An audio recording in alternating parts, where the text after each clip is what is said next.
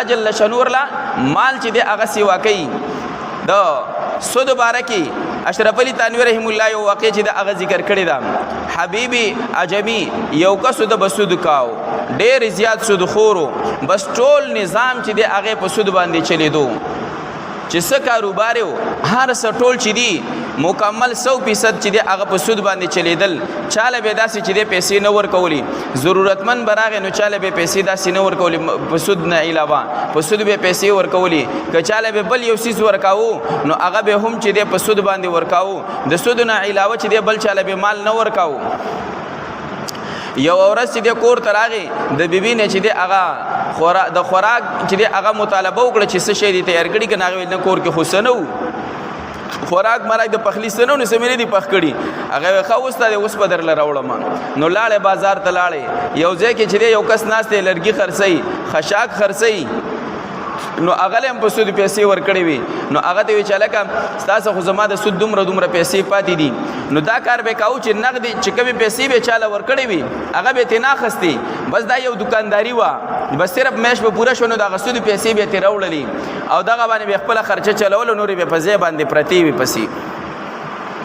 نو د لرګو والا نه چې دی او سود دړي راواخستي چې لکه دومره پیسې مې د تشوي دي د سود هغه کې لاله دومره چې دی خشاک راک لرګي راکا هغه تیراولل بل کس لورغه قصاب لورغه هغه چې دی پیسې ته اخستي وي قصابي په کوله په سود باندې ته پیسې اخستي وي نو هغه چې دی غوخه په سود پیسو کې چې دی هغه راولله او نور چې څوک لوازمات مثال په تور غړو چې څه لګیدل هغه ټولي راوړو نو په لک سات کې د کور د پخلی سامان ټول چې دی په سود باندې د یو نه راټول کو او لک سات پس د کور تراغه بیبي ته وای دا د وګور ار سمې راوړو اوس چې د روټه تیار کا او کټوي چې د هغه پخه کار څه تیار کا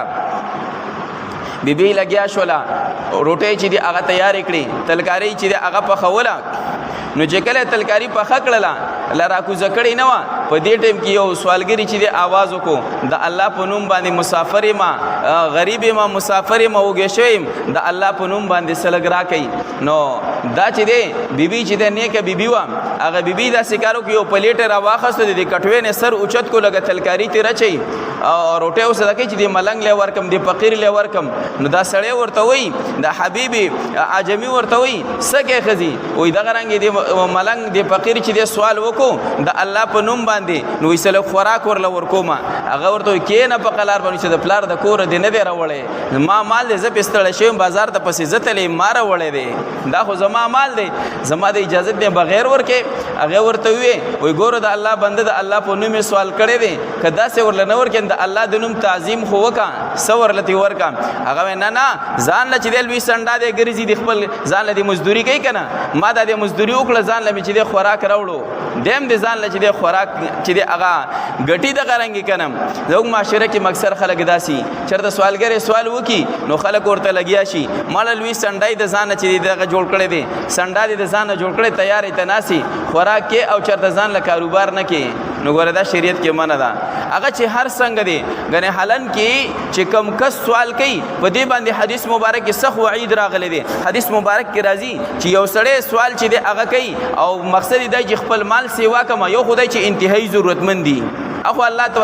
علم دی الله پوی دی یو کس چې دی هغه سوال په دې مقصد باندې کوي چې خپل مال چې دی هغه لک سیوا کما خپل مال کې چې دی اضافه وکم نو حدیث مبارک کې راځي نبی علیہ السلام فرمایي د قیامت پر چې کله د میدان محشر ته راځي نو په دې مخ باندې به د غوخه یو پټیم نه ته شډو کې به ډانچه وي